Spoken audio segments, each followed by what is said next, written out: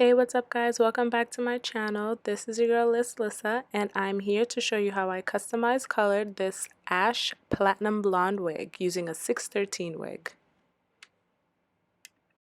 If you have not subscribed to my channel, make sure you click that subscribe button, like, and comment below. So in this video, I am going to be using a 30 developer and 3 different toners. So let's get a close-up shot of this T11, the 12N, and the 12AA. Those are the Wella colors that we're going to be using. And of course, like I said, we're going to be using the 30 developer. You can use a 20 if you want, but I use a 30 because I want it to go by faster. In this next part, I'm just going to section the back part of the hair. I would suggest you section the hair in 4. I end up doing it towards the end. I just section the bottom off first, but it might be easier if you just section it off in 4 from the beginning. So I'm going to just section the bottom, clip the rest up, and then I'm going to start with the 12AA. This is kind of the darker platinum ashier blonde that I like to use around the edges. And then I'm going to go in with the T11. The T11 is like a lighter ash blonde. And then I am going to go in next with the 12N or the N12.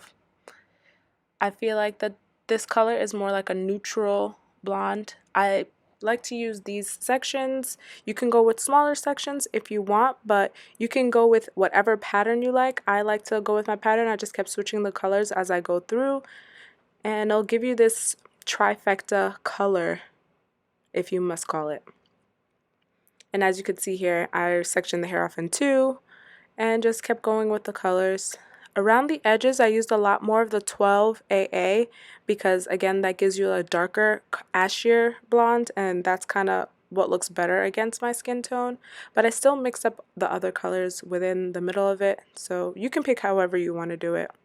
Right here is what it looks like when it's all colored. You could see all the different colors of toning that's getting done. I'm just going in, touching up with the toners on the roots because I missed some of the roots. It's okay. When I'm done touching it up, I just let it sit there for about a good 30-45 minutes to make sure all the color gets in. And this is what it looks like after you wash it with purple shampoo and conditioner, and it'll give it this color. Now I'm going to flip it around inside out so I can color the lace and make it like a darker brown color.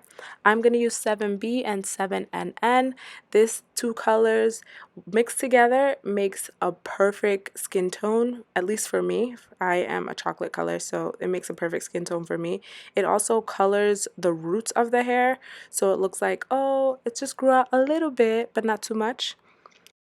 Right here, I'm just showing you the difference of the actual lace before you color it. I just missed that spot to show you. I did go back in and I colored it, but this is what the brown looks like. It does catch onto the root a little bit, which is good for me. If you don't want to do it on the root that much, then make sure you do very, very lightly. I smothered it all in there. And here's just a close-up of what it looks like. I let the hair air dry for about 24 hours, and I go in and blow dry it. I like to air dry it just because it's better for the hair, and after I blow dry it, it comes out a little bit softer for me. And this is the final look. You see the roots, it's just a little bit brown, not too much. And then here's a close-up of me parting it, so you can't really tell that there's too much roots. But I hope you guys like this video. If you have any questions, leave it down below. Don't forget to like and comment. Thanks, guys. Thanks for watching. Bye.